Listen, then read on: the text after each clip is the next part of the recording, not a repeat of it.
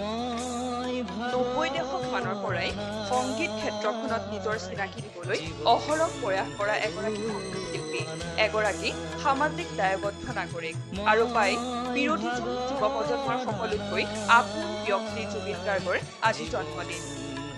শিল্পীসকলৰ লগতে জুবিন গাৰ্গক তেওঁ অনুৰাগীসকলে জনাইছে অলেখ শুভকামনা। ছ'চিয়েল মিডিয়াতো তেওঁ অনুৰাগীসকলে জন্মদিনৰ শুভেচ্ছা জ্ঞাপন কৰিছে। জুবিন গাৰ্গৰ জন্মদিন উপলক্ষে গণেশগুৰিৰ এখন ফুড ট্ৰাকৰ উদ্যোগত ৰাইজক বিতৰণ কৰা হ'ল বিনামূলীয়া খাদ্য। গণেশগুৰিৰ 2 স্পুনছ নামৰ ফুড ট্ৰাকখনে উদযাপন কৰিলে জুবিন গাৰ্গৰ 48 সংখ্যক জন্মদিন। সন্ধিয়া 5 বজাৰ পৰা 6 বজালৈ সম্পূৰ্ণ 1 ঘণ্টাৰ বাবে খোলা ৰাখিলে ৰাইজৰ বাবে বিনামূলীয়া খাদ্য, ফাষ্ট ফুড আৰু লগতে তেওঁ জনাইছে জন্মদিনৰ অলেখ শুভকামনা। নিউজ নেটৱৰ্ক 24 আছামৰ ফালৰ পৰাও জুবিন গাৰ্গক শুভেচ্ছা জ্ঞাপন কৰিব, লগতে তেওঁ সুস্বাস্থ্য কামনা কৰিব। হেপী বাৰ্থডে জুবিন দা।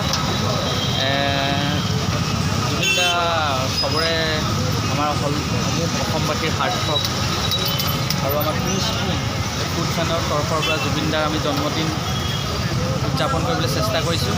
সেই হিচাপে আমি আজি জুবিন দাৰ বাৰ্থডে এনেকৈ সজাই পেলাইছোঁ গাড়ীখন, আৰু লগতে আমি এঘণ্টাৰ বাবে গ্ৰাহকক ফাষ্ট ফুডসমূহ বিনামূলীয়াভাৱে যোগান ধৰিছোঁ। ফাৰ্ষ্ট অফ অল ক'ব বিচাৰিছোঁ হেপী বাৰ্থডে জুবিন দা। এই মোৰ লগৰ এজনে এখন ৰেষ্টুৰেণ্ট খুলিছে, দেখিছে চাগে, এবাৰ দেখুৱাই দিয়ক, ভিডিঅ' এবাৰ দেখুৱাই দিয়ক।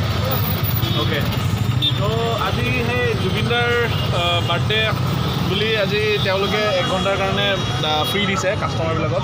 বহুতখিনি কাষ্টমাৰ জমা হৈছে আজি খাবলৈ, গতিকে ময়ো খাইছোঁ, বহুত ভাল লাগিলে, বহুত টেষ্টি খানা বনায়। আপোনালোকৰ আহক ইয়ালৈ, নতুনকৈ খুলিছে, বেছি দিন হোৱা নাই। গণেশগুৰি একদম মুকেশ সুন্দৰ ফ্ৰণ্টতে আছে ৰেষ্টুৰেণ্টখন।